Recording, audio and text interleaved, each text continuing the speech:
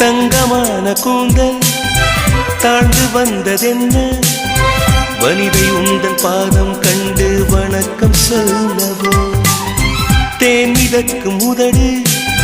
சேர்ந்து நிற்பதென்ன ஒன்றை ஒன்று முத்தம் இட்டு இன்பம் கொள்ளவோ மானிட பிறவி என்னடி மதிப்பு உன் கால் விரல் நகமாய் இருப்பது சிறப்பு 100 கோடி பெண்கள் உண்டு உன் போல் யாரும் இல்லையே ஆனால் கண்ணி உந்த கண்கள் மட்டும் காணவில்லை